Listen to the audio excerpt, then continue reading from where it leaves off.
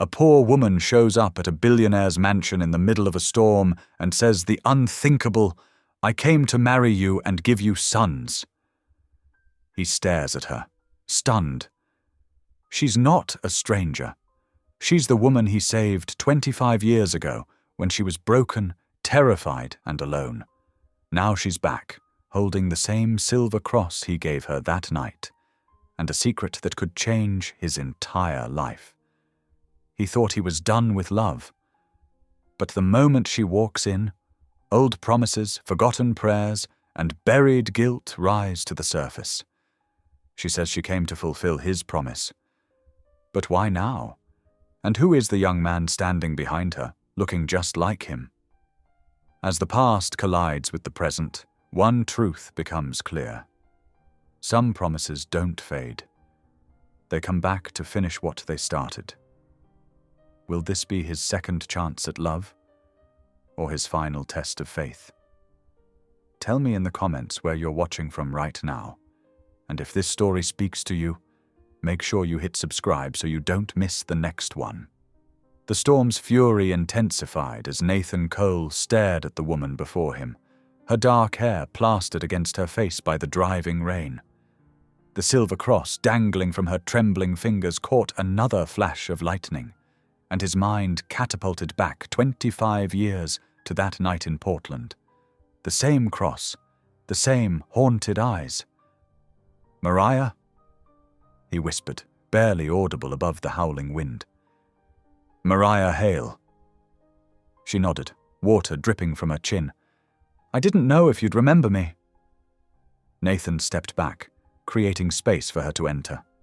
The vast foyer echoed with the sound of her wet shoes on the marble floor. She looked so small against the towering glass walls, the ocean churning behind her like a dark beast. How could I forget? His voice was gruff with emotion. That night had changed everything, for both of them. It had set him on the path that led to his fortune, his philanthropy, his purpose. Mariah hugged her worn suitcase closer, as if it contained all her worldly possessions. Perhaps it did. Her clothes were decent but plain, showing signs of careful mending. "I'm sorry to arrive like this, especially so late. I wouldn't have come if—" She swallowed hard, leaving the sentence unfinished. Nathan found himself studying her face, searching for traces of the terrified teenager he'd found in that dingy motel room all those years ago. She'd aged, of course. They both had. But there was something else. A weariness that went beyond mere physical exhaustion. "Let me take your coat," he said, falling back on simple courtesies while his mind raced. "You're soaked through." As he helped her out of the dripping garment, he noticed how thin she was, how her shoulders trembled slightly. The words she'd spoken at the door came back to him. "I came to marry you and give you sons." "You need to get warm," he said, pushing aside the impossible statement for now. "Come with me." He led her through the modernist expanse of his home to the kitchen, its warm wood and copper fixtures a contrast to the stark architecture elsewhere. It was the one room that felt truly lived in, where he spent his evenings tinkering with recipes when sleep proved elusive. Mariah sank onto one of the bar stools at the kitchen island, setting her suitcase carefully beside her feet. Nathan busied himself making tea, grateful for the familiar motions while he gathered his thoughts. "You still take honey in your tea?" he asked, then caught himself. "Sorry, I don't know why I assumed." "I do," she said softly. "You remember that?" He remembered everything about those few days. How could he not? He'd been working as a mechanic then, volunteering at a shelter on weekends. When he'd found her, barely 17 and terrified, he'd brought her home, given her tea with honey, and watched her hands shake as she held the cup. Now he placed a steaming mug in front of her, honey already stirred in. Her hands were steady this time as she wrapped them around the warmth. "Thank you," she murmured. Thunder crashed outside, making her jump slightly. Nathan leaned against the counter, creating deliberate distance between them. "Mariah, what did you mean about marriage and—" He couldn't bring himself to repeat the rest. She took a careful sip of tea before answering. "I meant exactly what I said. I've come to offer myself as your wife." "But why? After all these years?" He shook his head, bewildered. "You don't owe me anything. What you did saved my life." She interrupted gently. "But that's not why I'm here." Lightning illuminated the kitchen in stark white, throwing her features into sharp relief. In that flash, Nathan saw something in her face that made his chest tighten, a shadow of illness, perhaps, or pain carefully hidden. "Then why?" he asked. Mariah set down her mug with deliberate care. "Because I made a promise to God, because I have something precious to give, and you're the only one I trust to receive it." She looked up at him, her eyes clear and determined despite her obvious exhaustion.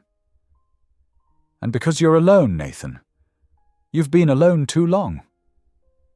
The directness of her observation struck him like a physical blow. He'd built his walls so carefully, constructed this glass fortress on the cliffs, filled his days with work and philanthropy. Yet here was this woman from his past, seeing straight through to the empty spaces he'd tried so hard to ignore. "I'm fine with alone," he said, more sharply than he'd intended. "Are you?" Her voice was soft, but there was steel beneath the gentleness. "Then why do you still wear that ring?" Nathan's hand automatically went to the simple gold band on his right hand, not a wedding ring, but the one his mother had given him before she died, his last connection to family, to belonging. "That's different," he muttered. "Is it?" Mariah's eyes held his, unflinching. "You saved me because you couldn't stand to see someone suffering alone. You've built your entire life around helping others find connection, find hope, but you've never allowed yourself the same grace." The wind howled outside, rattling the windows. Nathan turned away, moving to stare out at the storm-tossed ocean below. His reflection ghosted against the glass, a successful man in expensive clothes, alone in his perfect house. When had solitude become solitary confinement? "You can't just appear after 25 years and propose marriage," he said finally. "That's not how things work." "No." There was a hint of something in her voice, amusement, perhaps, or resignation. "Then tell me, Nathan Cole, how do things work? Because I've seen enough of life to know that sometimes the most impossible things are exactly what God intends." He turned back to face her, this woman who'd haunted his dreams for years, not romantically, but as the first person he'd truly helped, the one who'd shown him his purpose. She looked exhausted but resolute, holding herself carefully, as if movement caused pain. "You're sick," he said suddenly, the realization hitting him like ice water. "That's part of this, isn't it?" Mariah's smile was gentle, but sad. "We all have our reasons for the choices we make, but that doesn't make them any less real, any less right." Nathan felt the familiar urge to fix, to solve, to throw money at the problem until it went away. But something in Mariah's steady gaze told him this wasn't something he could solve with his checkbook or his connections. "Stay tonight," he heard himself say. "There's a guest room upstairs. We can talk more in the morning when the storm's passed." She nodded, accepting his offer with simple grace. As he showed her to the room, carrying her small suitcase despite her protests, Nathan couldn't shake the feeling that his carefully ordered world had just been upended, not by the storm outside, but by the quiet storm that was Mariah Hale. At the bedroom door she paused. "Thank you, Nathan, for not turning me away. I couldn't," he said honestly. "Not 25 years ago, and not now." After she closed the door, Nathan stood in the hallway for a long moment, listening to the storm rage outside. The cross she'd shown him, his cross, weighed heavily in his pocket, where he'd slipped it for safekeeping. Such a small thing to have changed so many lives.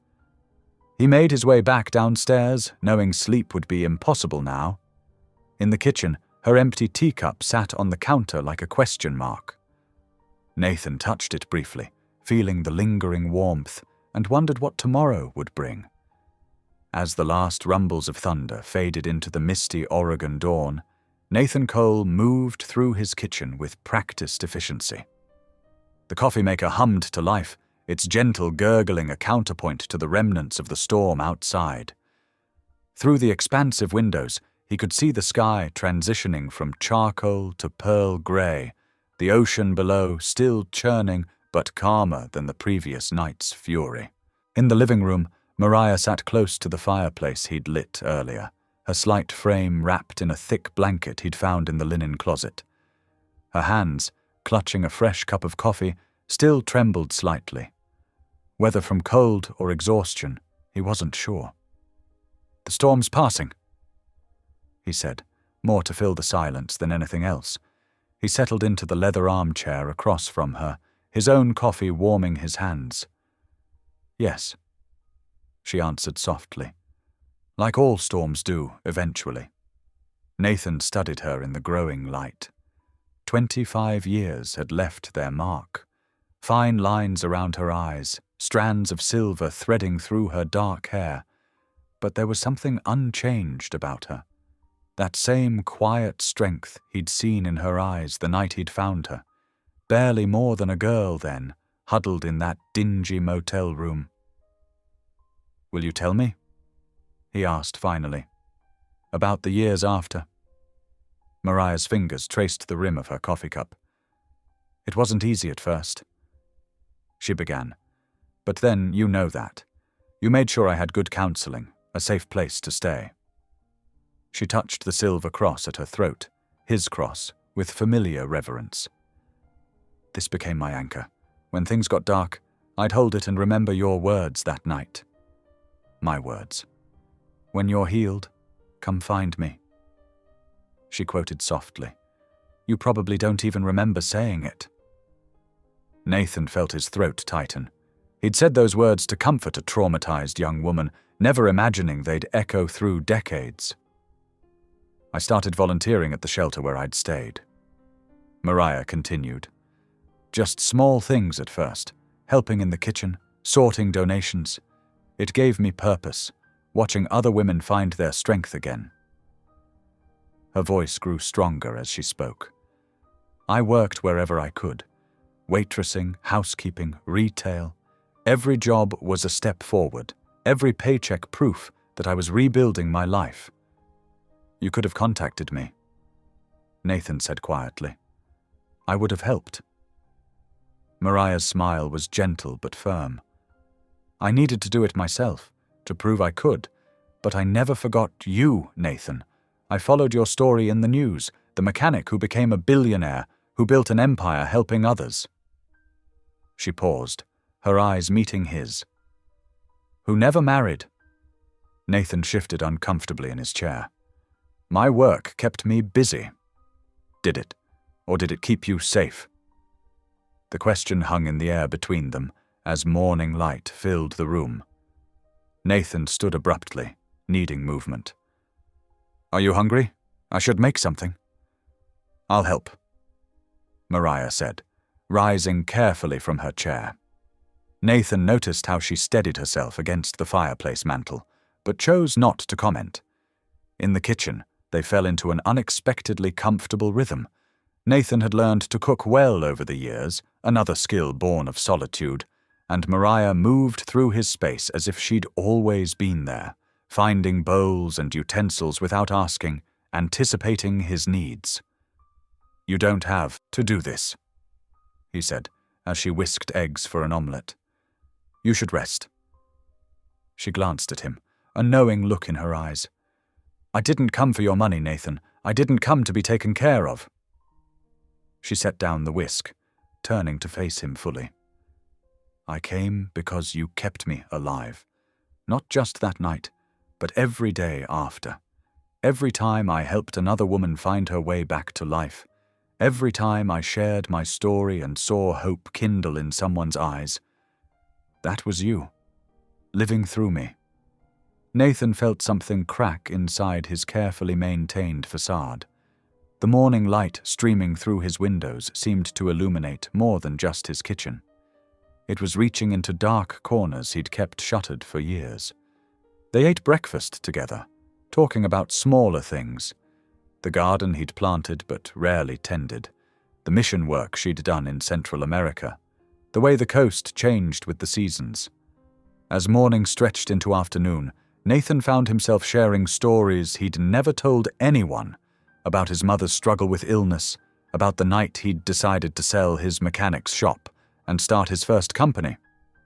When evening approached, Mariah excused herself to pray.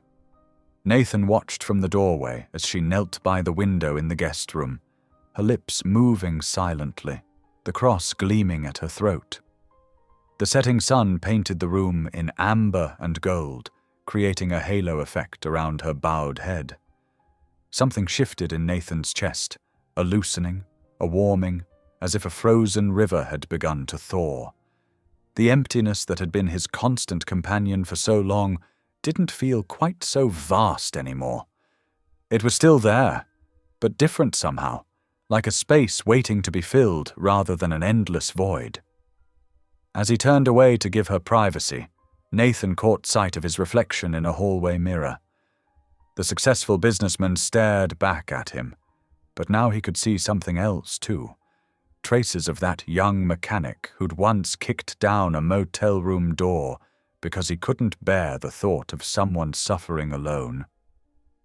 After their early breakfast of omelettes and fresh coffee, Nathan stood somewhat stiffly, his hands sliding into his pockets. "Would you like to see the house?" Mariah nodded, her gentle smile warming the modern kitchen's clean lines. "I'd love to." They began in the great room, where floor-to-ceiling windows framed the turbulent Pacific like living art.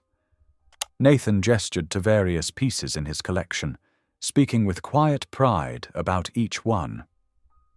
"This is a Rothko," he explained, indicating a large canvas of deep blues and blacks. "I was drawn to the depth of it, how the colors seem to pull you in." Mariah studied it thoughtfully. "It feels a bit lonely," she observed softly. Nathan paused, looking at the painting with new eyes. "I suppose it does." They moved through the house, their footsteps echoing on the polished concrete floors. In his glass-walled study, papers were arranged with military precision on his desk. A wall of windows offered a breathtaking view of the churning sea below. "This is where I spend most of my time," Nathan admitted, watching as Mariah traced her fingers along the edge of his desk. "Working?" she asked. "Always." The guest room was next, a space designed by his interior decorator with hotel-like precision. Everything was perfectly coordinated in shades of grey and white, without a single personal touch. Mariah stood in the doorway, her eyes taking in the spotless surfaces and carefully arranged pillows. "This is where I'll stay?" "Yes, I hope it's comfortable enough." She turned slowly, taking in the walls, bare except for an abstract print that matched the bedding. Moving through the rest of the house, Mariah noticed the same pattern everywhere. Beautiful things arranged perfectly, but no photographs, no mementos, no trace of the life lived within these walls. "A house without laughter," she murmured, almost to herself. Nathan felt his shoulders tense. He forced a laugh, but it sounded hollow even to his ears. "Well, it's just me here. No need for family portraits." Mariah's eyes met his, filled with a compassion that made him want to look away. "There's always need for joy, Nathan, even in solitude."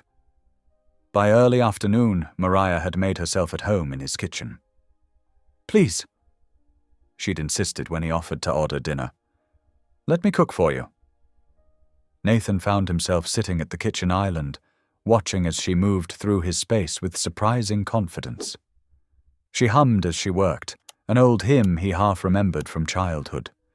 The melody filled the usually silent house, accompanied by the soft sounds of cooking, the whir of the mixer, the clack of measuring cups, the gentle thump of dough being kneaded. Gradually, the sterile kitchen transformed. The scent of rising bread filled the air, warm and yeasty. Mariah had found herbs he'd forgotten he had, and the aroma of rosemary and thyme joined the symphony of smells. When she finally served dinner, Nathan found himself taking small, deliberate bites, savoring each mouthful. The bread was still warm, crusty on the outside and pillowy within. The soup was rich with vegetables and tender chunks of chicken. It was nothing fancy, nothing like the expensive restaurants he frequented, but it tasted like home. "This is wonderful," he said, surprising himself with his sincerity. Mariah smiled, breaking off a piece of bread. "Food tastes better when it's made with love," she said simply. Then, after a moment, "Nathan, may I ask you something personal?" He nodded, knowing what was coming. "Why did you never marry?" Nathan set down his spoon, considering his answer carefully. "I suppose I didn't think love was meant for men like me. Men who'd seen too much of the world's darkness." He paused, running his finger along the edge of his bowl. "After what I saw in my work, the trafficking, the abuse, the broken lives, it seemed safer to stay alone. Easier. Easier isn't always better," Mariah said quietly. "No," Nathan agreed, "but it becomes a habit." They continued eating as the sun began to set, painting the kitchen in soft golden light. Nathan realized he'd been talking nearly non-stop about his business, his philanthropy work, even about his childhood dreams of becoming a pilot. Words seemed to flow easily with Mariah, as if she'd unlocked some long-rusted door inside him. The crash of waves provided a constant backdrop to their conversation, reminding him of where they were, this glass fortress he'd built above the sea, designed to keep the world at arm's length. As Mariah began to clear the dishes, Nathan stopped her. "Please, let me. You've done enough." He gathered the bowls, then turned to her. "Thank you for dinner. It was—" "You already thanked me once," she interrupted gently, "when you saved my life." Nathan stood very still, the dishes forgotten in his hands. In all his years of wealth and success, no one had ever given him a gift quite like this. The simple act of making his house feel, for one evening, like a home. The silence between them was comfortable now, filled with the whisper of the sea and the lingering warmth of fresh bread. Nathan looked at Mariah, really looked at her, and saw not just the scared girl he'd saved all those years ago, but the strong, graceful woman she'd become. She'd taken his one act of kindness and multiplied it 1,000-fold, turning trauma into purpose, pain into healing. The kitchen timer chimed softly, making them both jump. Mariah laughed, a clear, bright sound that seemed to hang in the air like music. "That'll be the cookies," she said, moving to the oven. "I hope you like chocolate chip." The scent of warm cookies joined the symphony of aromas in the kitchen, and Nathan realized he couldn't remember the last time his house had smelled like this, like cooking, like life, like home. The morning sun cast long shadows through Nathan's study as he knelt before an old cedar chest tucked away in the corner. His fingers traced the worn brass latch, hesitating for a moment before lifting the heavy lid. The musty scent of preserved papers and forgotten memories drifted up. Inside lay carefully organized folders, remnants of his life before wealth, before the glass mansion on the cliff. His hands moved methodically through the documents until they found what he was looking for, a yellowed newspaper clipping from 25 years ago. "Local mechanic saves 2 women from traffickers," the headline declared in bold print. Nathan's throat tightened as he studied the grainy photograph beneath. There he stood, a younger version of himself. Dark hair without grey, eyes burning with righteous anger, coveralls still stained with grease. And beside him, barely visible behind a curtain of tangled hair, was Mariah's bruised face. He remembered that night with painful clarity. The sound of desperate pounding on his garage door well past midnight. The terror in their eyes when he opened it. The way Mariah had collapsed, trustingly, when he promised to keep them safe. "I made coffee, but perhaps you'd prefer tea this morning." Nathan startled at Mariah's voice. She stood in the doorway holding 2 steaming mugs, her presence so different now from the frightened girl in the photograph. Time had been kind to her, the years adding grace to her movements, wisdom to her eyes. "Tea would be nice," he managed, his voice rougher than he intended. He gestured to the space beside him. "I was just remembering." Mariah set the mugs down and settled next to him on the floor, her shoulder barely brushing his. Her eyes fell to the newspaper clipping, and she reached out to touch the edge of the paper with trembling fingers. "I look so young," she whispered. "So broken." "We both were younger then," Nathan said, "though I felt ancient that night." Mariah's hand found his, squeezing gently. "You were an angel to us. Did you know I've kept every newspaper article about you since then? Watching from afar as you built your empire, started your foundation, helped so many others." Nathan shifted uncomfortably. "I could have done more. You did enough." Mariah released his hand and wrapped her fingers around her warm mug. "After you saved me, I made a promise to God. I would use my second chance to help others escape what I escaped." She took a slow sip of tea before continuing. "I've been traveling the country, working with shelters and outreach programs. Sometimes I find girls like I was, scared, hurt, believing they're beyond hope. I tell them my story. I show them your cross." Her free hand touched the silver cross at her throat. "I tell them about the mechanic who believed I was worth saving." Nathan's chest ached. "Have you found peace in your work?" Mariah's eyes grew distant. "Peace comes and goes. Some nights, after particularly difficult rescues, I still wake up shaking. But then I pray, and I remember that God has a purpose for everything, even our pain." She set her mug down and turned to face him fully. "That's partly why I'm here, Nathan. I've helped dozens of women find their way to safety, to healing.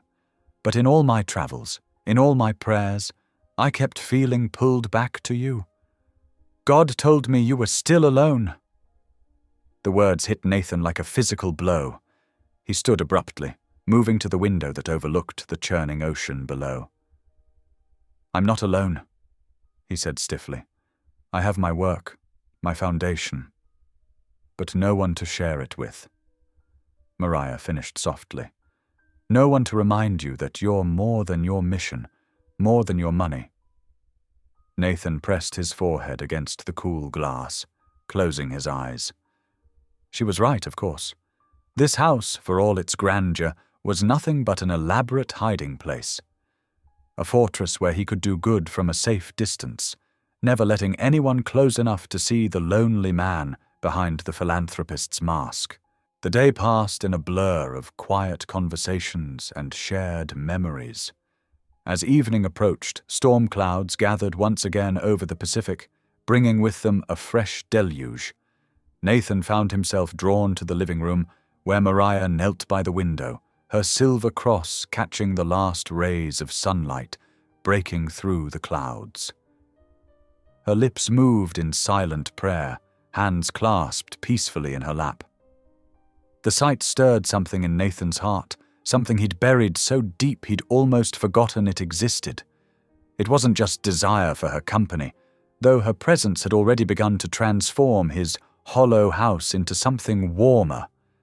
No, this was a deeper longing, a hunger for what she had, that unwavering faith, that sense of purpose, that capacity for joy even in the face of darkness. He watched her pray, and for the first time in decades he felt the stirring of his own long-dormant faith. The urge to kneel beside her was almost overwhelming.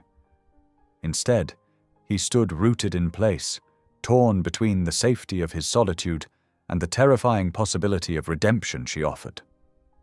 The rain intensified, drumming against the windows like nature's own prayer. Mariah's eyes opened, meeting his reflection in the glass. She didn't speak, didn't move, just held his gaze with such compassion that Nathan felt tears threatening to fall. In that moment, as thunder rolled across the darkening sky, Nathan Cole, billionaire, philanthropist, solitary soul, felt truly seen for the first time in 25 years.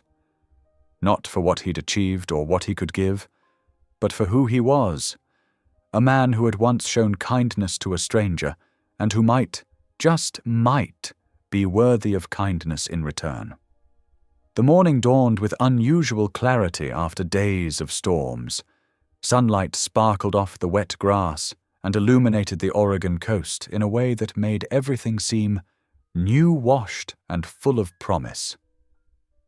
Nathan stood at his kitchen window, coffee cup warming his hands, watching Mariah walk in the garden.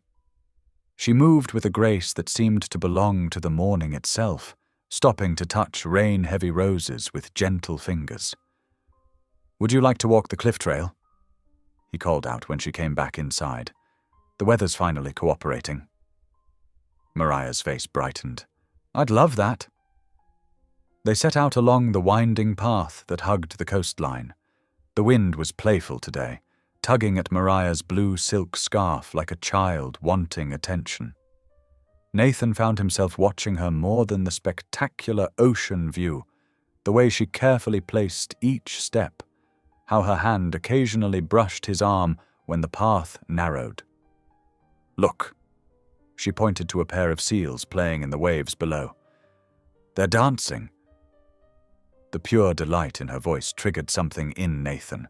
Before he knew it, he was laughing too, a real laugh that came from deep in his chest. Mariah's own laughter joined his, the sound carrying on the wind like music. Nathan stopped walking, struck by the realization of how long it had been since he'd heard genuine laughter in his life, how long since he'd produced any himself. Mariah's joy was infectious, transforming the familiar trail into something new and wonderful. "What is it?" she asked, noticing his pause. "I just realized how much I've missed that sound," he admitted. "Laughter. Real laughter." Mariah's eyes softened.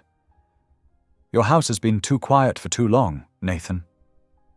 They continued their walk, talking easily about small things, the way the waves shaped the rocks below, the calls of the seabirds, the wild beauty of the Oregon coast. It felt natural being with her like this, as if the 25 years between their first meeting and now had somehow dissolved in the morning light. They returned to the mansion just before noon. Nathan was about to suggest lunch when his security system chimed, indicating someone at the gates. He frowned. He wasn't expecting any deliveries or visitors. The security camera showed a young man standing at the entrance. Tall, lean, with the kind of strength that comes from physical work rather than gym sessions. He wore well-worn jeans and a mechanic's jacket with Portland Auto Works embroidered on the breast pocket. "Can I help you?" Nathan spoke through the intercom. "I'm looking for Mariah Hale," the young man said, his voice clear and confident. "I was told I might find her here." Nathan glanced at Mariah, who had gone very still beside him. Her face had drained of color, and her hand clutched the silver cross at her throat. "Who shall I say is calling?" Nathan asked, though something in his gut told him he already knew the answer. "Luke Hale. I'm her son." The words hit Nathan like a physical blow. He stared at the young man's image on the screen, and suddenly he couldn't breathe. The resemblance was unmistakable. The same strong jaw he remembered from his own youth, the same determined set to the eyes. His mind raced back 25 years to that night of rescue and chaos. Had something happened that he didn't remember? Could this young man be— "Let him in," Mariah whispered, her voice trembling. "Please." Nathan pressed the gate release with numb fingers. He watched as the young man, Luke, walked up the curved driveway with the easy grace of someone completely comfortable in his own skin. Each step brought him closer, and with each step, the resemblance became more striking. They met him at the front door. Luke immediately went to Mariah, enfolding her in a tight embrace. "Mom," he breathed. "I've been so worried." "I'm sorry, sweetheart," she murmured into his shoulder. "I should have told you where I was going." When they separated, Luke turned to Nathan, his hand extended. "Mr. Cole, I've heard a lot about you over the years. Thank you for helping my mother." Nathan shook the young man's hand automatically, his mind still reeling. Up close, the similarity was even more pronounced. The shape of his face, the set of his shoulders, even the way he stood. How was this possible? "This is my son," Mariah said softly, confirming what Nathan already knew must be true. But then she continued, her eyes filling with tears as she looked between the two men. "He's my son. But not yours, Nathan. Not like you think." The words hung in the air between them, heavy with unspoken meaning. Nathan felt the world tilt slightly, relief and confusion warring in his chest. Not his son. But then why? "Perhaps we should sit down," Mariah suggested, her voice gentle but firm. "There's a lot we need to talk about." Nathan led them to the living room, his mind churning with questions. As they settled onto the sofas, he couldn't help but notice how Luke positioned himself protectively close to his mother, how Mariah's hands twisted nervously in her lap, how the morning's easy joy had evaporated into something more complicated and uncertain. Through the panoramic windows, the ocean continued its eternal dance with the shore, oblivious to the human drama unfolding before it. The sun that had seemed so promising earlier now felt harsh and revealing, illuminating truths that perhaps had been better left in shadow. Mariah took a deep breath, her hand finding her silver cross once again. "Nathan," she began, her voice barely above a whisper. "There's something I need to tell you about that night. About what happened after you saved me. About Luke." The fear in her eyes made Nathan's heart constrict. Whatever she was about to say, he knew it would change everything. Again. Just as her arrival had changed everything 3 days ago. Just as her rescue had changed everything 25 years before. He looked between mother and son, seeing now the subtle differences he'd missed in his initial shock. Luke's eyes were darker than his own, his hair a different texture. The resemblance that had seemed so striking at first was already beginning to fade, replaced by questions that demanded answers. The room fell silent, except for the distant sound of waves against the cliffs. They sat there, these 3 people bound together by a past that wasn't finished with them yet, waiting for Mariah to find the strength to continue her story. The late afternoon sun cast long shadows through the glass walls of Nathan's dining room as he carefully arranged the table settings. He'd insisted on having dinner catered, a gesture that felt both necessary and somehow wrong, given the tension thrumming through the house. "Please let me help with that," Mariah said, appearing at his elbow with a stack of cloth napkins. Her gentle presence steadied him, as it had been doing these past few days. "The caterers should be here any minute," Nathan replied, adjusting a fork that was already perfectly aligned. I thought it might be nice to have a proper dinner. The 3 of us." Mariah's smile was kind but tired. That's thoughtful of you, Nathan. Though, Luke... She paused, choosing her words carefully. Luke isn't used to such formal things. As if summoned by his name, Luke appeared in the doorway. He'd changed from his work clothes into a clean but well-worn button-down shirt. His face was carefully neutral as he took in the elaborate place settings and crystal glasses. "This is quite a spread," Luke said, his voice holding something that wasn't quite sarcasm, but wasn't quite approval either. The caterers arrived moments later, efficiently setting out dishes that seemed to grow more elaborate with each course. Nathan watched Luke's face as the food appeared: grilled prawns with garlic butter, herb-crusted rack of lamb, roasted vegetables glazed with honey, and balsamic vinegar. The young man's expression grew more closed with each dish. Mariah tried to keep the conversation flowing, asking Luke about his mechanic work in Portland, telling Nathan about the community center where Luke volunteered on weekends. But Luke's responses were clipped, and Nathan found himself struggling to find words that didn't sound patronizing or forced. "The lamb is excellent," Nathan offered, breaking one of the many uncomfortable silences. Luke pushed a piece of meat around his plate. "It's fine," he said, then added quietly, "Could probably feed a family for a week with what this meal cost." "Luke," Mariah murmured, but Nathan raised his hand. "It's all right," he said. "Your son has a point, Mariah." Luke's head snapped up, his eyes meeting Nathan's directly for the first time that evening. There was challenge in that gaze, and something else, a fierce pride that Nathan recognized all too well. The rest of the meal passed in similar fashion, with Mariah valiantly trying to bridge the gulf between the two men. When Luke excused himself early, pushing his half-full plate away, Nathan saw the worry in Mariah's eyes. Later, Nathan was in his study when he heard the sound of metal against metal coming from the garage. Following the noise, he found Luke kneeling beside Mariah's old suitcase, working on its broken handle with careful concentration. "Tools are in the red cabinet if you need anything else," Nathan said, hovering in the doorway. Luke didn't look up. "Already found them. Hope you don't mind." "Not at all."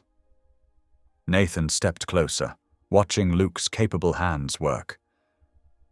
"You know, I used to be pretty good with tools myself. Before..." He gestured vaguely at the mansion above them.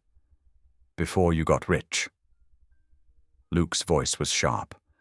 He set down the wrench he was holding and finally looked at Nathan.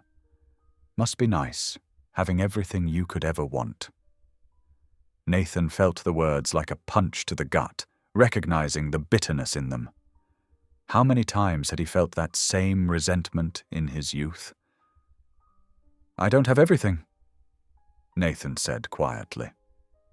"And what I do have, it came with a price." Luke snorted. "Spare me the money doesn't buy happiness speech. I've seen what poverty does to people.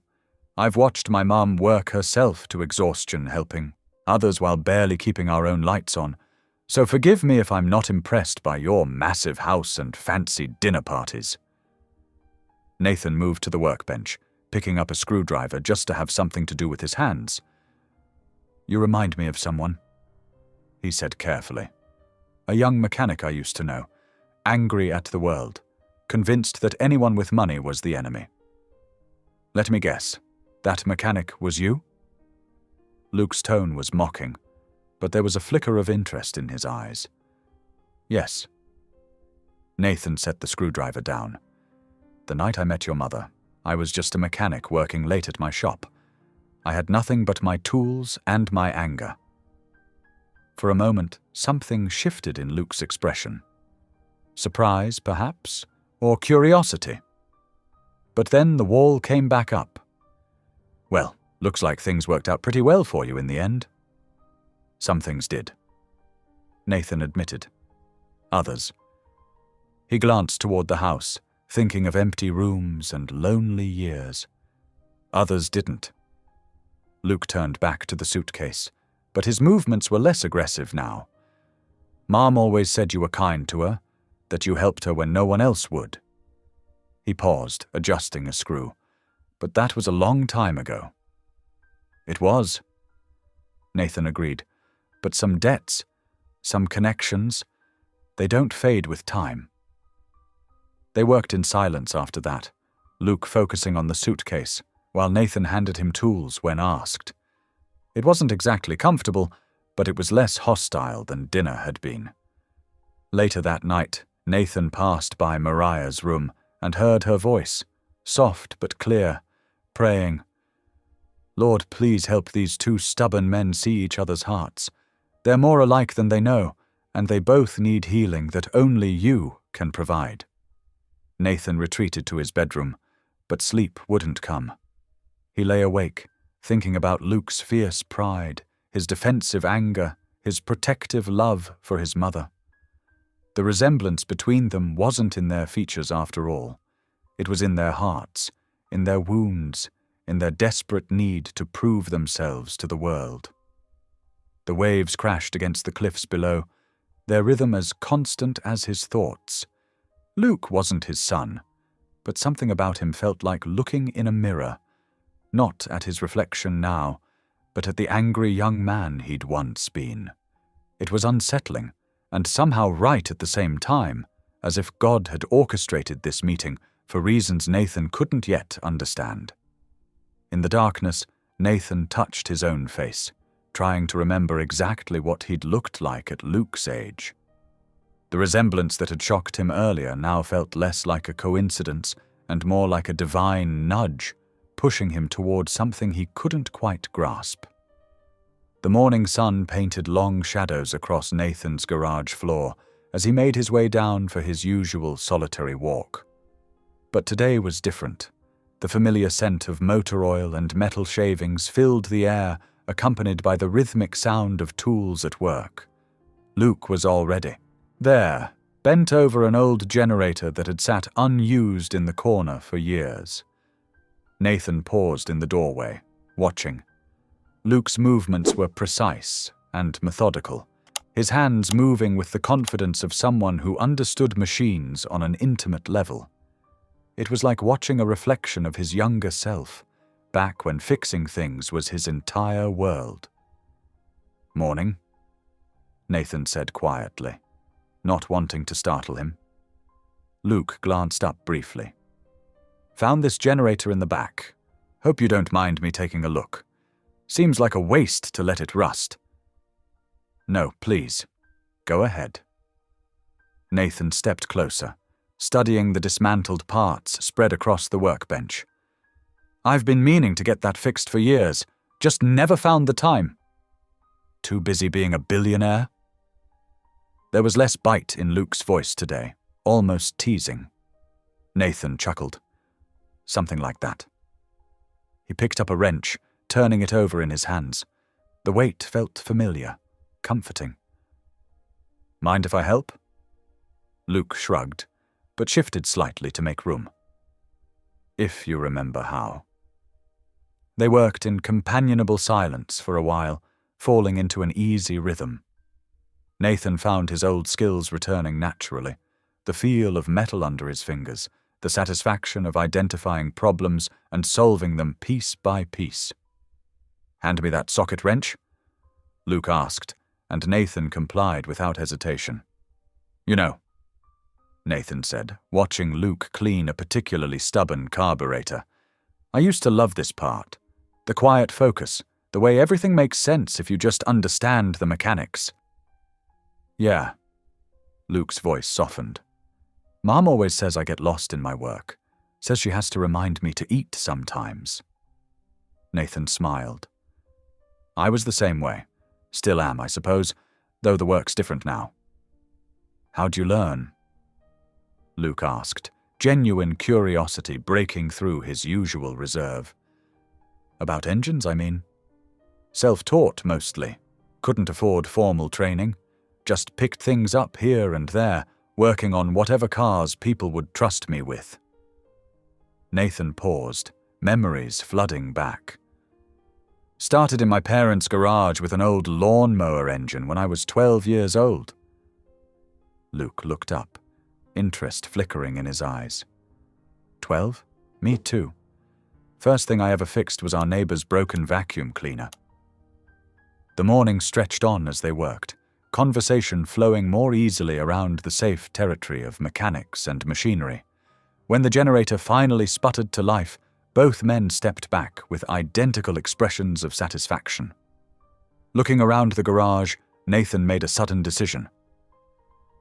You know, I've got an old greenhouse that needs some serious restoration work. The mechanics are shot, ventilation systems barely functioning. Could use someone who knows what they're doing. Interested in a temporary job? Luke wiped his hands on a rag, considering. How temporary? A few weeks, maybe more. Depends on what we find once we get into it. Nathan tried to keep his tone casual. Pays good, and you'd have full access to all the tools here. After a long moment, Luke nodded. All right, but I work my way. No shortcuts just because you can afford fancy replacements. Wouldn't have it any other way.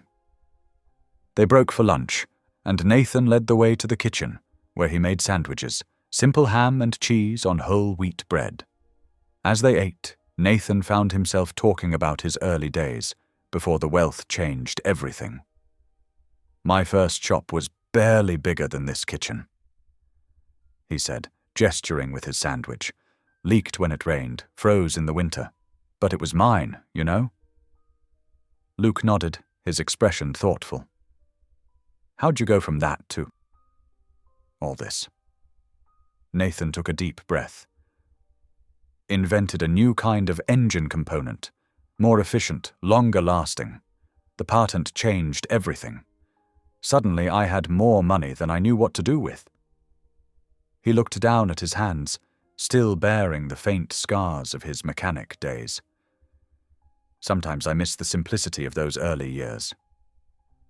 Must be nice, though, Luke said, but the words held less judgment than before. Being able to help people, like you helped Mom. That's the best part. Nathan agreed quietly. Being able to make a difference, though sometimes I wonder if I've done enough. The afternoon sun was streaming through the windows when Mariah joined them, carrying a plate of cookies she'd baked. Her face lit up seeing them together, and her laughter filled the usually quiet halls as Luke told her about fixing the generator.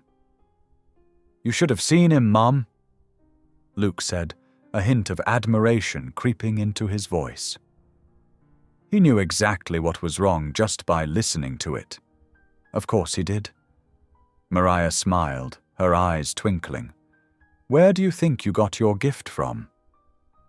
An awkward silence followed her words, but it didn't last long. She filled it with stories about Luke's childhood adventures in fixing things, and soon they were all laughing again. As evening approached, Nathan found himself standing in his study, looking out at the sunset. The house felt different somehow, warmer, more alive. The sound of Luke and Mariah's voices drifted up from the kitchen, along with the smell of something delicious baking. Yet beneath the warmth of the day, something still lingered. An unspoken tension, a careful distance between him and Luke.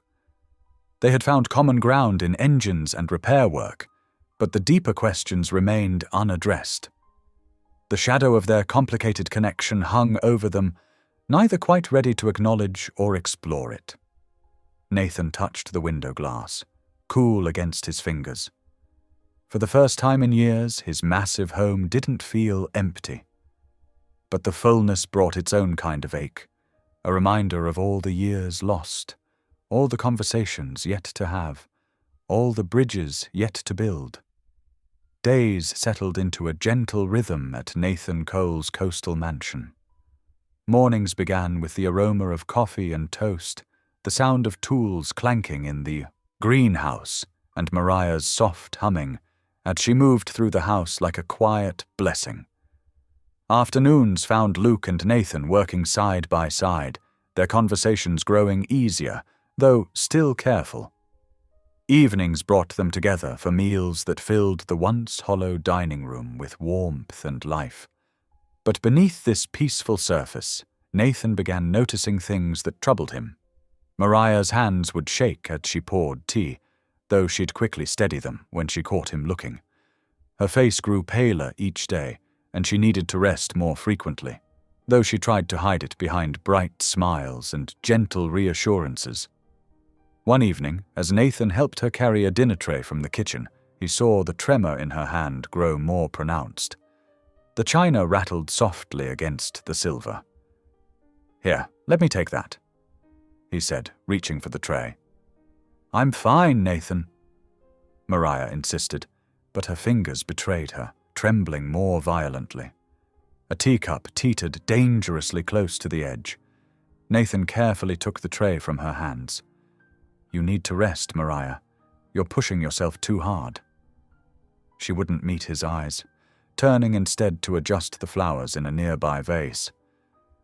"There's still so much to do.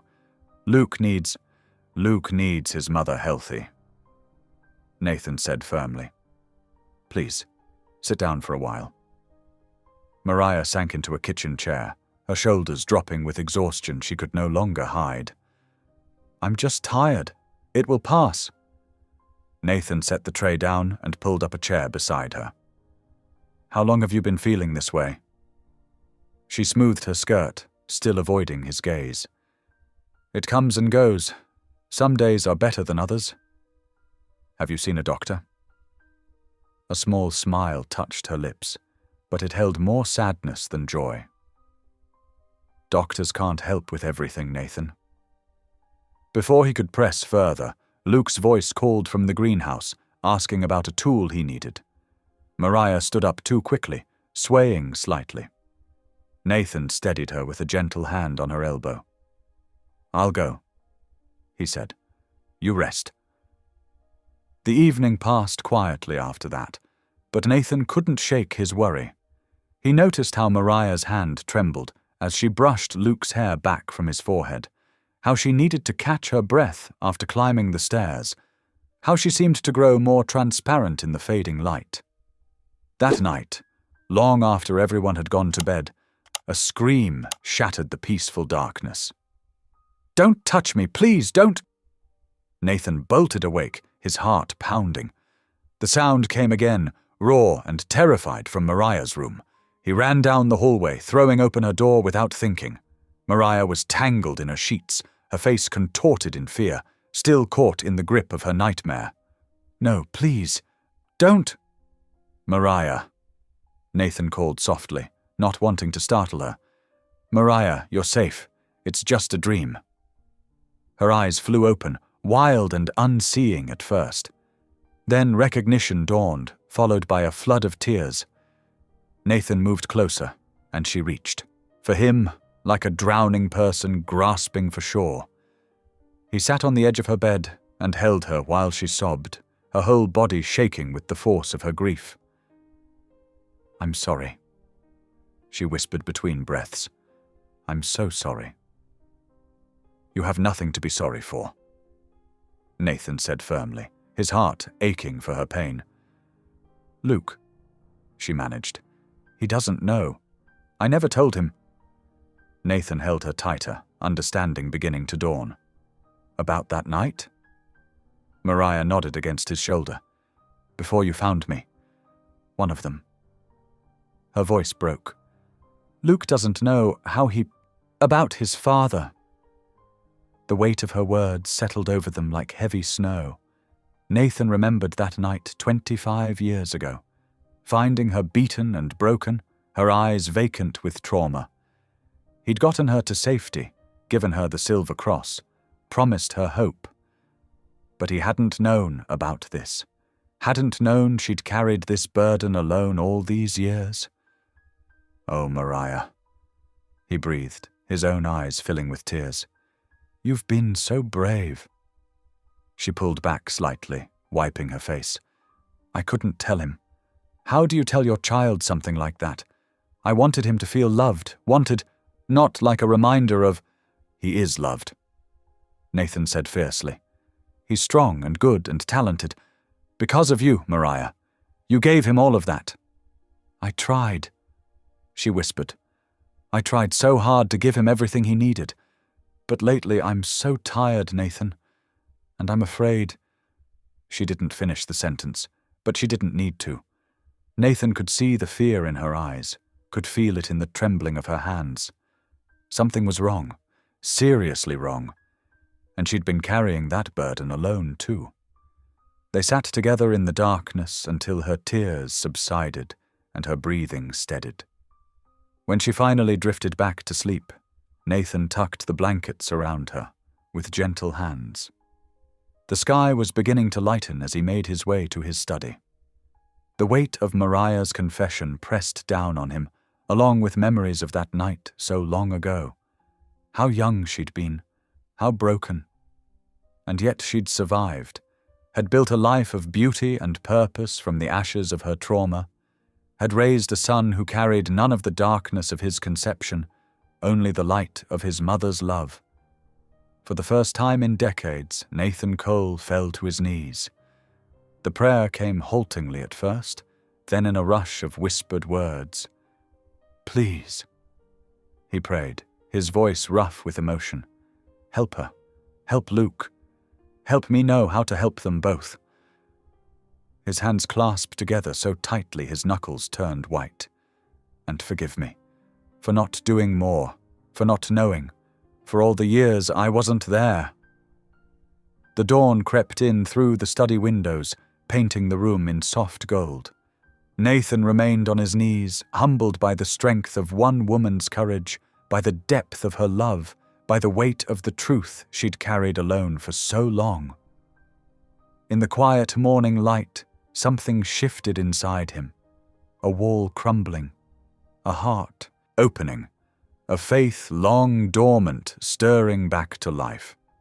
The morning sun painted Nathan's kitchen in gentle gold as he moved about with unusual purpose.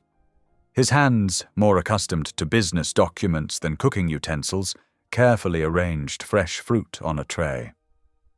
The coffee maker hummed softly, filling the air with rich aroma. Through the window, he could see the greenhouse where Luke had been working, its glass panels now sparkling clean. Nathan's fingers trembled slightly as he picked roses from the newly restored greenhouse.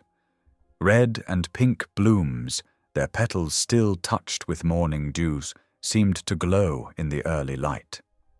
He arranged them carefully in a crystal vase, remembering how Mariah had admired these same flowers just days ago. The kitchen timer chimed, startling him from his thoughts. The muffins he'd attempted to bake, following a recipe he'd found online, weren't perfect, but they smelled wonderful. As he arranged everything on a silver tray, he caught his reflection in the polished surface. The man looking back at him seemed different somehow, softer around the edges, less isolated. Taking a deep breath, Nathan carried the tray up the curved staircase to Mariah's room. He paused outside her door, his heart pounding like a teenager's. Last night's revelation about Luke's origins still weighed heavily on his mind, but it had only strengthened his resolve. He knocked gently. "Come in," Mariah called softly. She was sitting in the window seat, wrapped in a pale blue robe, her Bible open on her lap. Morning light streamed through the window, creating a halo effect around her silver-streaked hair. Despite the shadows under her eyes from last night's distress, she smiled warmly at him. "Nathan," she said, surprise coloring her voice. "Did you make breakfast?" He set the tray down carefully on the small table beside her. "I wanted to do something special this morning." His voice was rough with emotion. "The muffins might be a bit questionable, but the coffee should be good." Mariah laughed softly, reaching for a muffin. "They smell wonderful." She took a bite, and her eyes widened. "And they taste even better. You've been holding out on me." "Beginner's luck," Nathan admitted, settling into the chair across from her. He watched as she noticed the roses, her fingers reaching out to touch the velvet petals. "They're beautiful," she whispered. "Mariah." Nathan's voice was serious now. He moved to kneel beside her chair, taking her hands in his. They were cool and slightly trembling. "Last night, when you shared your pain with me, something became very clear." She looked at him questioningly, her eyes bright with unshed tears. 25 years ago, I made you a promise to keep you safe." He continued, "But then I let my own fears and loneliness build walls around me. I failed to keep myself safe from isolation." He squeezed her hands gently. "Let me try again. Stay here, not as my guest, but as my wife." Mariah's breath caught. "Nathan, I know it seems sudden." He hurried on. "But nothing about us has ever been conventional. You came here because God led you, and now I understand why. You've brought light back into my life, Mariah. You've made this house feel like a home again." Tears spilled down Mariah's cheeks. "But Luke is part of you," Nathan said firmly, "and I want him to be part of me too. If you'll both have me." Mariah was quiet for a long moment, her fingers intertwined with his. Finally, she spoke, her voice barely above a whisper. "Yes, yes." Nathan's heart leapt. She nodded, a smile breaking through her tears. "Yes, but only if you'll truly see Luke as your own. He needs a father, Nathan. He needs you." "I promise," Nathan said solemnly, "with all my heart." The rest of the day passed in a blur of preparation. Nathan made calls to the small seaside chapel near his estate, a place he'd helped fund but never attended. The elderly pastor there was delighted to perform an evening ceremony. Mariah spent the afternoon with Luke, explaining everything. Nathan could hear their muffled voices from his study, and his heart ached with hope and uncertainty. As the sun began its descent toward the horizon, they gathered at the chapel. The small stone building stood on a cliff overlooking the ocean, its weathered walls glowing orange in the evening light. Waves crashed rhythmically against the rocks below, nature's own wedding march. Luke stood awkwardly in a borrowed suit, his expression a mix of confusion and cautious hope. When Mariah appeared in a simple white dress they'd found in town, his eyes filled with tears. Nathan felt his own throat tighten at the sight of her. Beautiful, strong, and somehow both fragile and indestructible. The ceremony was brief but profound. The pastor spoke of second chances and God's perfect timing. Nathan's voice shook as he recited his vows, promising to love and cherish both Mariah and Luke, to be the husband and father they deserved. Mariah's words were soft but clear, her faith evident in every syllable. Luke served as their witness, signing the marriage certificate with hands that trembled slightly. When the pastor pronounced them husband and wife, Nathan looked into Mariah's eyes and saw all the years between them, the pain, the loneliness, the journey that had led them back to each other. Their first kiss was gentle, filled with promise. The setting sun painted the sky in brilliant orange and pink, its light streaming through the chapel's stained glass windows. Luke cleared his throat awkwardly, but when they turned to him, his eyes were wet. Outside, the waves continued their eternal dance with the shore. Nathan held Mariah close, feeling her warmth against him. Luke stood slightly apart, but when Nathan extended his arm, the young man stepped closer, allowing himself to be drawn into their embrace. The world felt renewed, as if all the broken pieces had finally found their proper place. Nathan's heart was so full it felt like it might burst. For the first time in his life, he understood what it meant to be truly blessed, not with wealth or success, but with love and family and the chance to begin again. The orange sky deepened to purple, stars beginning to twinkle above them. The small family stood together, watching nature's display, their shadows merging into one on the chapel steps. The sea breeze carried the scent of salt and roses, and somewhere in the distance a church bell tolled, welcoming the evening and this new beginning. The weeks following Nathan and Mariah's wedding brought a gentle rhythm to the glass mansion on the cliff. Morning light would find them sharing coffee in the kitchen, their quiet conversations punctuated by the distant cry of seabirds. Luke, though still cautious, began joining them more frequently, his initial resistance softening like sea glass, worn smooth by the waves. Nathan found unexpected joy in mentoring Luke through the intricacies of his charitable foundation. In his workshop-turned-office, they would pore over project proposals together, Nathan's experienced eyes guiding Luke through the details that made the difference between good intentions and lasting impact. "See here," Nathan would say, pointing to a budget line item. "Sometimes the smallest numbers tell the biggest stories." Luke would lean in, his mechanic's hands now holding grant applications instead of wrenches, but applying the same careful attention to detail. During one particularly engaging discussion about a homeless shelter renovation, Luke surprised them both by asking, "What made you start all this, sir?" The formality in his address was a bridge between strangers and family. Not quite dad, but no longer the cold silence of their first meeting. Nathan paused, considering. "I suppose it started with your mother," he said quietly. Seeing how one act of kindness could change a life, it made me want to multiply that effect. Luke nodded, something shifting in his expression. "You're good at it," he said simply. "At helping people, I mean." It was the first genuine compliment he'd offered, and Nathan treasured it like a rare gem. As days turned to weeks, Sir gradually gave way to Nathan, each use of his name feeling like another brick removed from the wall between them. They developed their own language around the foundation's work, with Luke bringing fresh perspectives that often challenged Nathan's established approaches. "What if we added a job training program to the shelter project?" Luke suggested one afternoon, his confidence growing. "Something practical? Maybe auto repair workshops?"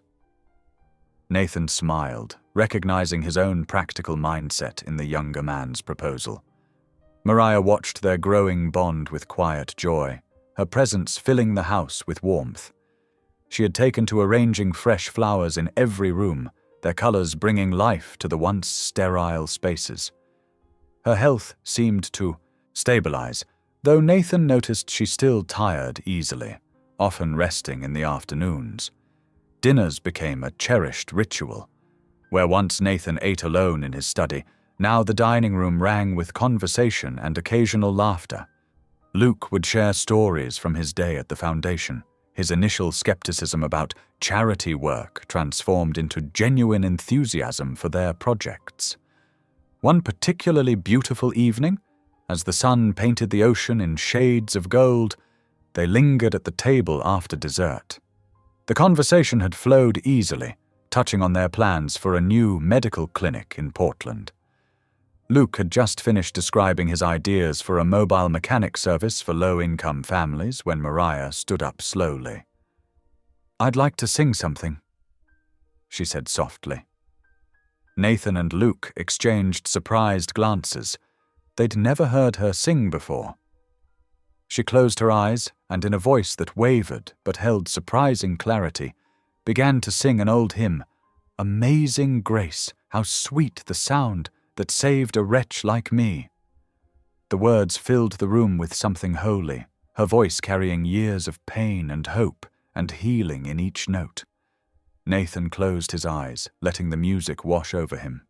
In that moment, he could imagine this peace lasting forever. The three of them, a family bound by something stronger than blood. Luke's face showed naked emotion, all his usual guards down as he watched his mother sing. The final notes faded into the evening air, leaving a profound silence. Nathan opened his eyes to thank her, but the words died in his throat.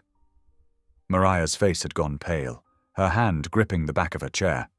"I just need to—" she started to say, taking a step toward the hallway. She made it 3 steps before her knees buckled. "Mom!" Luke's chair crashed backward as he leaped up, but Nathan was closer. He caught Mariah as she collapsed, her body terrifyingly limp in his arms. "Call 911!" Nathan shouted, cradling his wife while checking her pulse. It fluttered weakly under his fingers like a frightened bird. Luke's hands shook as he dialed, his voice cracking as he gave their address to the dispatcher. The wait for the ambulance seemed endless. Nathan held Mariah, whispering prayers he'd forgotten he knew, while Luke paced by the window, watching for flashing lights. When the sirens finally pierced the evening quiet, their wail seemed to tear the peaceful fabric of their world apart.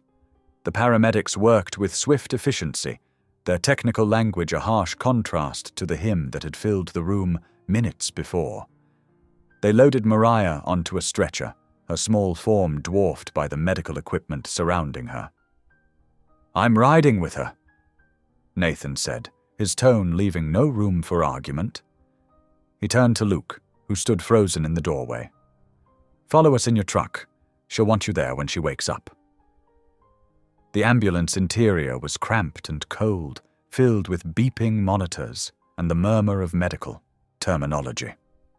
Nathan held Mariah's hand, noting how small and fragile it felt in his.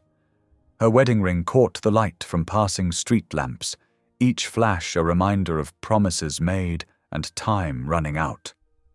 The paramedic's face was professionally neutral, but Nathan had spent decades reading people's expressions. He saw the slight furrow of concern, the quick glances at the cardiac monitor, the careful way she radioed ahead to the emergency room. Each subtle sign built a picture he didn't want to accept. When they arrived at the hospital, the emergency room doctor's grim expression confirmed Nathan's fears. He watched them wheel Mariah away for tests, her hand slipping from his grasp. Standing in the harsh, fluorescent light of the hospital corridor, Nathan felt the weight of time pressing down on him. The peace of their family dinner seemed like a dream from another lifetime, shattered by the steady beep of medical monitors and the whispered consultations of doctors who wouldn't quite meet his eyes. Luke arrived moments later, out of breath and wild-eyed. "Where is she? What's happening?"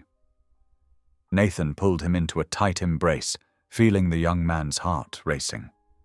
"They're running tests," he said, his voice steady despite the fear churning in his gut. "All we can do now is wait and pray." They stood together in the sterile hallway, a father and son united in love and fear for the woman who had brought them together. While behind closed doors, doctors fought to keep Mariah's failing heart beating. The harsh fluorescent lights of the hospital corridor cast long shadows as Nathan paced back and forth, his expensive shoes clicking against the polished floor. Within minutes of their arrival, a team of doctors had whisked Mariah away, leaving Nathan and Luke in a state of helpless waiting. Nathan pulled out his phone, his fingers flying over the screen as he made call after call. "Get Dr. Harrison from Stanford here immediately." He barked into the phone. "I don't care what it costs. Charter a private jet if you have to." He paused, listening. "Yes, Dr. Chen from Mayo Clinic too. Anyone who's an expert in cardiac care. I want them all here by morning." Luke sat slumped in a plastic chair, his face buried in his hands. "I should have seen it," he muttered. She was getting tired so easily. The way she'd stopped to catch her breath after climbing the stairs. I should have known something was wrong. Nathan stopped his pacing and sat beside Luke, placing a gentle hand on the young man's shoulder. "This isn't your fault, son. Your mother, she's always been good at hiding her pain." The night stretched endlessly as they waited for news. Doctors and nurses came and went, their faces serious as they consulted charts and discussed treatment options. Nathan spared no expense, demanding the best care possible. The small community hospital transformed into a hub of medical expertise as specialists arrived from across the country. By dawn, Mariah's room resembled a command center more than a patient's quarters. Monitors beeped steadily. tracking every flutter of her heart. The walls were lined with state-of-the-art equipment Nathan had ordered flown in.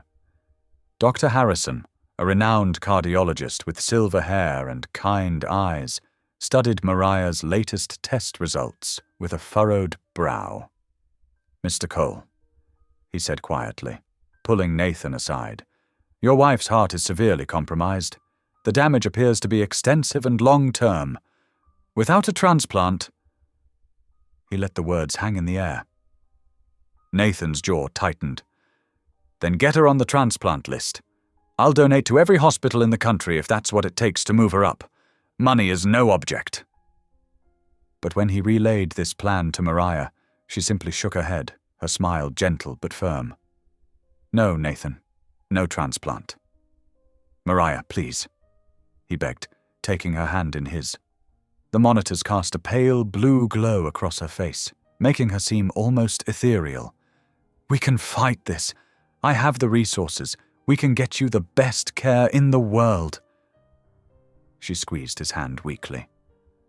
"My time's been borrowed since that night," she said softly. "Let another live. Someone younger, someone with more years ahead of them." Luke, who had been standing by the window, turned sharply. "Mum, you can't give up. We just became a family. We need you." Mariah's eyes filled with tears as she looked between the two men. "Oh, my loves, I'm not giving up. I'm accepting God's timing. Nathan." She turned to her husband, her voice barely above a whisper. "You already gave me sons." Nathan felt his composure cracking. All his wealth, all his power, meant nothing in the face of her quiet acceptance. He fell to his knees beside her bed, his shoulders shaking with sobs he couldn't contain. "Please," he whispered, "please don't leave us. I just found you again." The days began to blur together, marked only by the shift changes of nurses and the steady rhythm of medical rounds. Luke took to sleeping in a chair by his mother's bed, refusing to leave even when Nathan offered to have a cot brought in.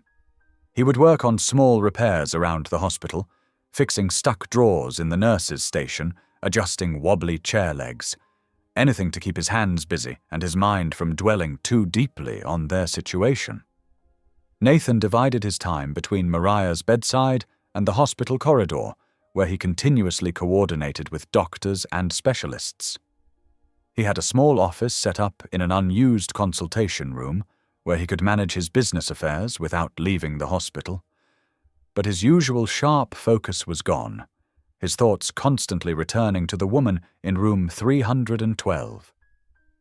One evening, as sunset painted the hospital room in shades of orange and gold, Nathan found himself alone with Mariah while Luke had gone to get coffee. She was awake but quiet, her eyes fixed on the window where birds were settling in for the night. "I remember when you found me," she said suddenly, her voice thin but clear. "I was so scared, so broken. But you looked at me like I was worth saving." Nathan moved closer, taking her hand. "You were. You are." She turned to face him, her eyes bright with unshed tears. "And you saved me. Not just that night, but every day since. Knowing you were out there, doing good in the world. It gave me strength to keep going, to raise Luke, to help others." "Mariah." Nathan's voice cracked. "I need you to promise me something." She continued. "Promise you'll help Luke see his own worth. He's so much like you, Nathan, so proud, so determined to prove himself. He needs a father who understands that fire in his heart." Nathan felt tears rolling down his cheeks as he pressed her hand to his lips. "I promise. But please fight this. Fight for us." She smiled faintly as her eyes began to close. "I'm tired, Nathan. So tired. Will you pray with me?" He hadn't prayed properly in years, but the words came naturally as he bowed his head. "Dear God," he began, his voice rough with emotion. "Please don't take her from us. Please give us more time. Please." His words dissolved into quiet sobs as Mariah drifted off to sleep, the monitors continuing their steady rhythm in the growing darkness. Luke returned to find Nathan still holding Mariah's hand, his head bowed in prayer. Without a word, he pulled up a chair on the other side of the bed and joined them in their vigil, his own prayers mixing with his father's in the quiet hospital room. The night settled around them, a family united in love and fear, hoping against hope for a miracle that seemed increasingly out of reach. Outside the window, stars began to appear one by one, each one a silent witness to their desperate prayers. Nathan's legs ached from sitting too long in the uncomfortable hospital chair, but he couldn't bring himself to leave Mariah's side. The morning sun filtered through the half-drawn blinds, casting thin stripes of light across the sterile floor. 2 days had passed since their prayer vigil, and Mariah's condition hadn't improved. While she slept, Nathan found himself drawn to the small Bible that sat on her bedside table. It was well worn, its pages dog-eared and marked with colorful tabs. As he picked it up, a folded piece of paper slipped from between its pages, landing softly in his lap. His hands trembled as he unfolded the letter, recognizing Mariah's delicate handwriting. "My dearest Nathan, if you're reading this, it means my time is growing short. There's so much I want to say, so many feelings I need to express before I go. First, thank you. Thank you for that night 25 years ago when you chose to stop and help a broken girl who had lost all hope. You didn't just save my life, you gave me a reason to live. Because of you, I found the strength to raise Luke, to pour love into his heart even when mine was still healing. You gave me the silver cross that became my anchor. But more than that, you gave me faith that good men still existed in this world. I've watched you from afar all these years, reading about your charity work, seeing how you've helped others the way you once helped me. Please don't stop. Promise me you'll keep reaching out to those who need saving. Promise me you'll keep being the light in the darkness for others, just as you were for me. And Nathan, please take care of our Luke. He's so much like you, strong, proud, and carrying hurts he won't admit to. He needs a father who understands him, who can show him that vulnerability isn't weakness and that love is worth the risk of pain. I know coming back to you might seem selfish now, knowing I had so little time left. But God told me you needed to know you weren't alone, that your kindness had borne fruit, that your life had meaning beyond your wealth and success. All my love, Mariah." Nathan pressed the letter to his chest, his shoulders shaking with silent sobs. Luke found him like that, returning from the cafeteria with 2 cups of coffee. "Dad?" Luke said softly, the word still new on his tongue. "What's wrong?" Nathan handed him the letter wordlessly. As Luke read, tears began rolling down his cheeks. He sank into the chair opposite Nathan, the coffee forgotten on the windowsill. The afternoon light was growing golden when Mariah stirred. Her eyes fluttered open, clearer than they'd been in days. Luke immediately moved to her side, taking her hand. "Mom," he whispered, his voice thick with emotion. She smiled weakly. "My beautiful boy." Her free hand reached up to touch his cheek. "I'm so proud of you, Luke. So proud of the man you've become. You have your father's heart, strong, loyal, and true." Luke's tears fell freely now. "I learned it from you, Mom. Everything good in me came from you." She turned her gaze to Nathan, who had moved to stand behind Luke. "Not everything," she said softly. "You have his spirit too, his drive to fix what's broken, to make things right." Nathan leaned down to kiss her forehead. "Save your strength, love." But Mariah shook her head slightly. "Listen to me, Nathan. Promise me something." Her voice was barely above a whisper now. "Don't build walls again. Build homes. Open your heart like you opened your door to me. Love isn't meant to be locked away in glass houses." "I promise," Nathan said, his voice cracking. I promise, Mariah." She smiled, satisfied. "Hold me, both of you." They sat with her as the sun began its descent, painting the sky in brilliant shades of orange and pink.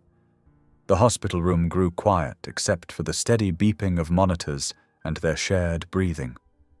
Nathan held her right hand while Luke held her left, forming a circle of love around her bed. Her breathing grew slower, more peaceful. As the last rays of sunlight streamed through the window, Mariah's grip on Nathan's hand softened, and her eyes closed for the final time. The monitor's steady beep became a continuous tone. Luke's anguished cry broke the silence as nurses rushed in. Nathan stood frozen, still holding her hand, unable to let go. Her skin was warm, as if she might still wake up and smile at him one more time. The doctor gently confirmed what they already knew. Mariah had passed peacefully, surrounded by the two men she loved most in the world. The room filled with a profound silence as the medical staff respectfully withdrew, leaving father and son alone with their grief. Luke collapsed into Nathan's arms, his body shaking with sobs. Nathan held him tightly, his own tears falling into his son's hair. They clung to each other, united in their loss and their love for the remarkable woman who had brought them together. Through the window, the sky darkened to deep purple, then to black. Stars began to appear, twinkling like distant beacons of hope.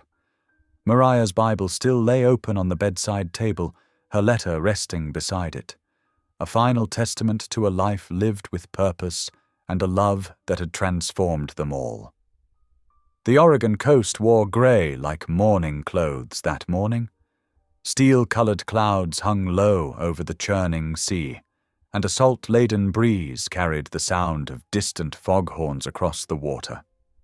It was exactly the kind of day Mariah had loved most, wild and alive with nature's raw beauty. Nathan Cole stood motionless beside his son Luke, both men dressed in black suits that seemed to absorb the mist around them. The small gathering of mourners huddled close together on the wind-swept cliff, their faces etched with grief as they listened to the minister's words competing with the crash of waves below. The simple wooden casket, adorned only with white roses and Mariah's silver cross, rested before them. Nathan had chosen this spot carefully, a peaceful overlook where the sea met the sky, just steps from the little chapel where they had exchanged their brief but precious vows. Amazing grace, how sweet the sound. The congregation began to sing, voices lifting Mariah's favorite hymn into the wind.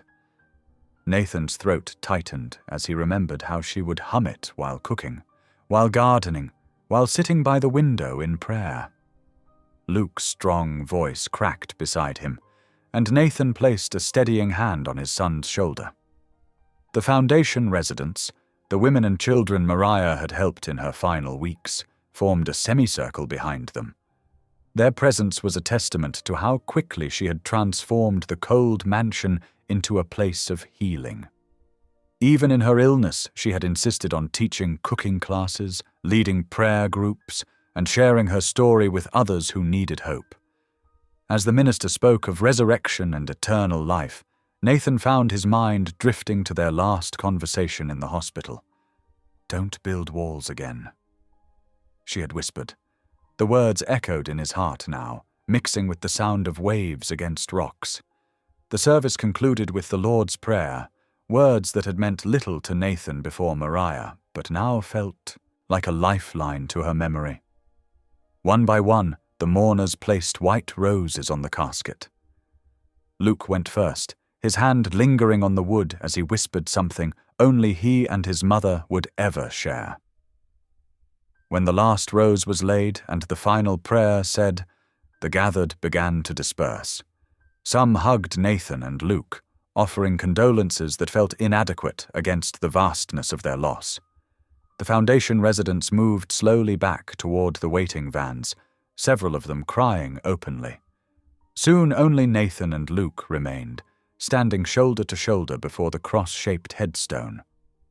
The simple inscription read, "Maria Hale, Cole beloved wife, mother and servant of God.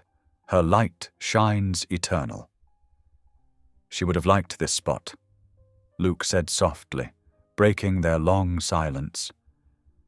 She always said the ocean reminded her that God was bigger than our pain. Nathan nodded, unable to speak. The waves below seemed to be singing their own hymn of grief and glory. "I found her praying here once," Luke continued, his voice rough with emotion. "Right after we arrived, she told me she'd always known she'd end her journey by the sea, where it began. I didn't understand then what she meant." Nathan turned to look at his son, this young man who carried his own strength and Mariah's gentle spirit. "She knew," he said quietly. "She knew everything, somehow, including exactly what we both needed." They stood there until the light began to fade, neither wanting to leave her alone in this wild, beautiful place. Finally, Luke squeezed his father's shoulder and walked slowly towards the car, leaving Nathan to say his private goodbye. The wind had picked up, and Nathan had to brace himself against it as he knelt beside the headstone. He touched the cool granite, tracing the letters of her name with trembling fingers. "I'll keep my promise," he whispered. "I'll keep the walls down. I'll build something worthy of your love." The drive home was silent, each man lost in his own thoughts. The mansion loomed before them as they approached, its glass walls reflecting the last light of day. Nathan hesitated before inserting his key in the lock, knowing what waited inside, the ghost of her presence in every room. The entry hall echoed with their footsteps as they entered. Luke mumbled something about needing time alone and disappeared up the stairs, leaving Nathan to face the empty spaces that had so recently been full of life. He walked through the house slowly, room by room, like a man in a dream. In the kitchen, her apron still hung on its hook, and a cookbook lay open to her favorite bread recipe. The margin was filled with her neat handwriting, notes about adding extra cinnamon, about making enough to share with the shelter residents. In the living room, her reading glasses rested on the arm of her favorite chair, a Bible study guide marked with a pressed flower bookmark. The greenhouse, where she and Luke had spent so many hours working together, stood silent, but full of the plants they had tended together.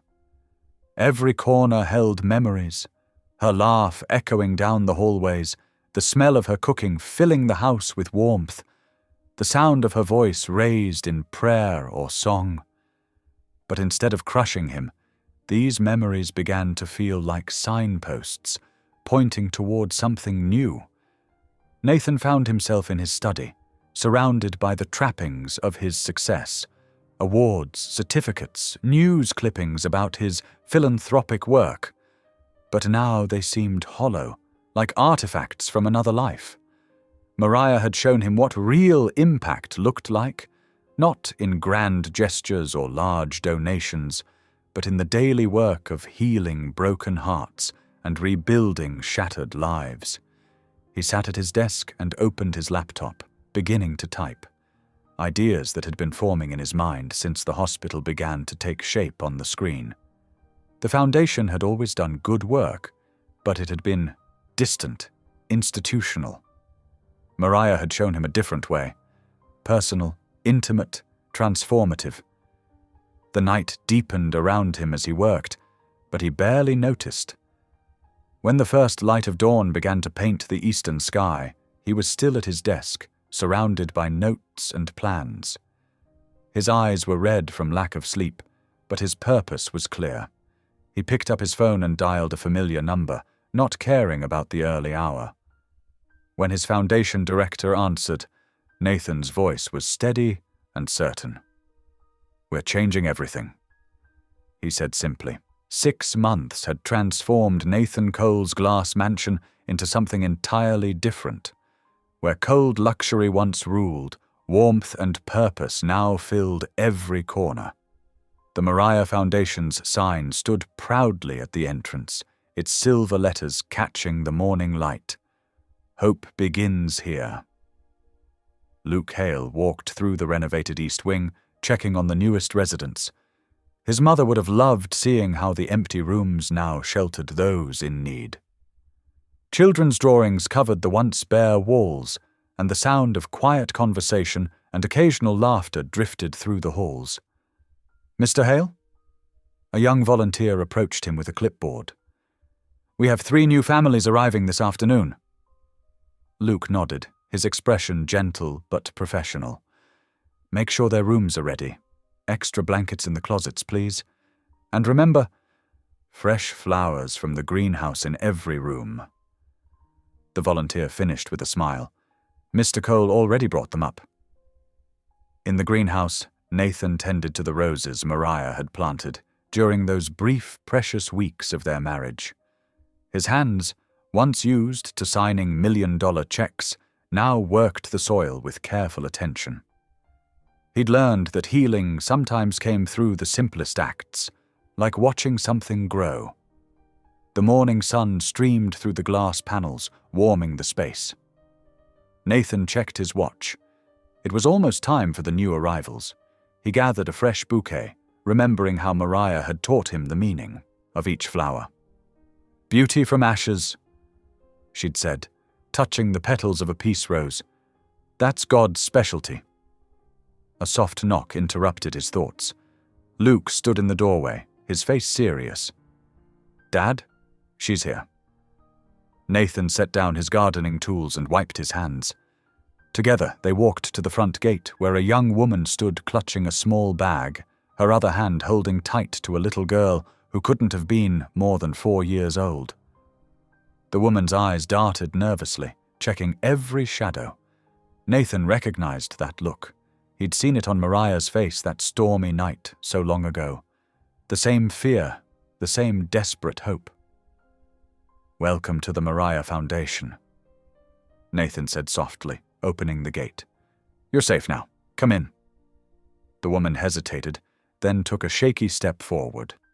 Her daughter pressed close to her side, thumb in mouth, watching everything with wide eyes. "I'm Luke Hale, the director," Luke said, his voice warm and steady. "And this is my father, Nathan Cole.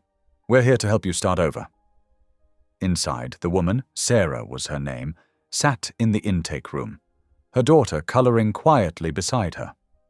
Luke handled the paperwork with gentle efficiency, while Nathan arranged the roses in a vase on the desk.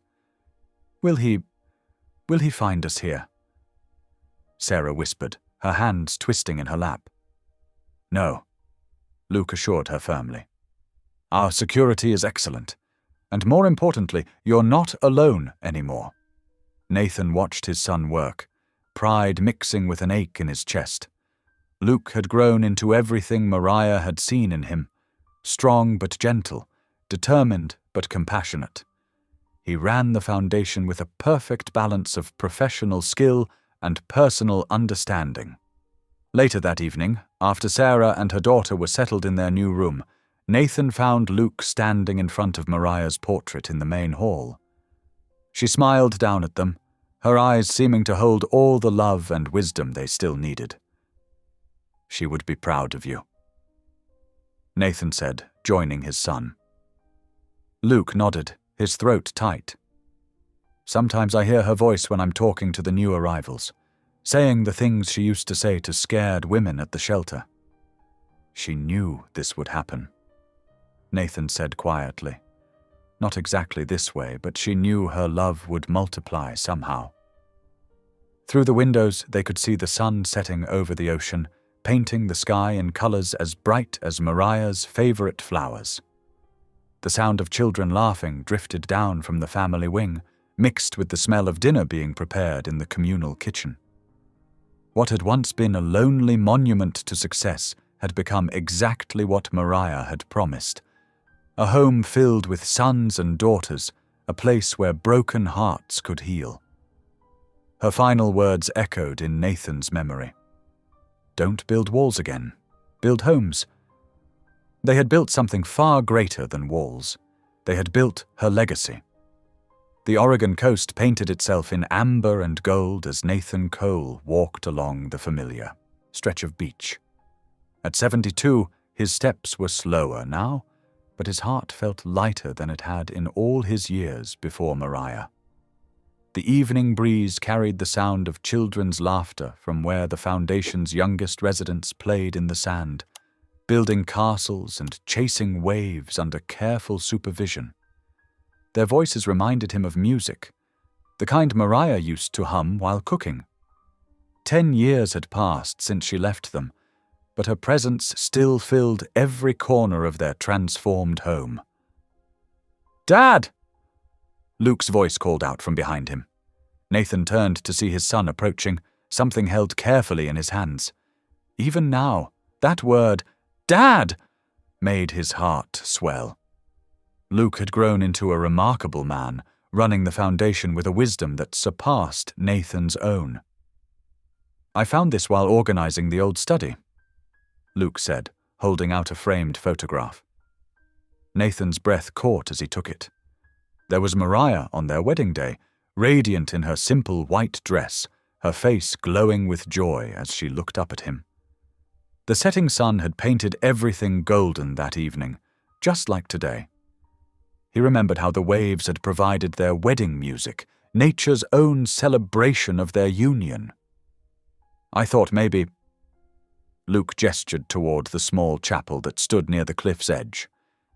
"It belongs there, don't you think?" Together they walked to the chapel, a peaceful sanctuary where residents often came to pray or simply sit in quiet reflection. Inside, the last rays of sunlight filtered through stained glass, creating patterns on the wooden floors. Nathan carefully placed the photograph on the wall, adjusting it until it sat perfectly straight. Luke lit a candle beneath it, its warm light making Mariah's smile seem to dance with life. Standing there, Nathan felt the full weight of the journey. From that stormy night when she first appeared at his door to this moment, surrounded by the family she had helped create. His eyes misted as he whispered, "You came to marry me and give me sons, and you did." Luke squeezed his shoulder, understanding in his silence. The chapel door creaked open, and small footsteps pattered across the floor. "Mr. Cole, Mr. Cole." A little boy, one of their newest residents, came running up, tugging at Nathan's sleeve with the innocent urgency of childhood. His name was Tommy, and he had arrived with his mother just 2 weeks ago. "Mom says you're the one who builds families," Tommy declared, his eyes bright with wonder. Nathan knelt down to the boy's level, feeling tears prick at his eyes even as he smiled. "No, son," he said gently. "God does that. I just make room." Tommy considered this with the serious expression only a 6-year-old could manage, then nodded as if this made perfect sense. Outside, the tide rolled in, its waves catching the last golden light of day. Nathan watched as Tommy ran back to join the other children, his laughter mixing with theirs in the evening air. As they walked, back towards the house, no longer a mansion but truly a home, Nathan felt Mariah's presence in every step. The windows glowed with warmth, and the sounds of dinner preparation and cheerful conversation spilled out into the twilight.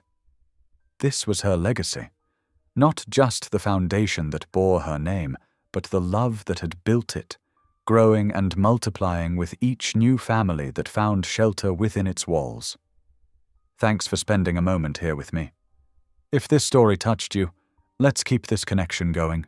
Hit subscribe, and I'll see you in the next one.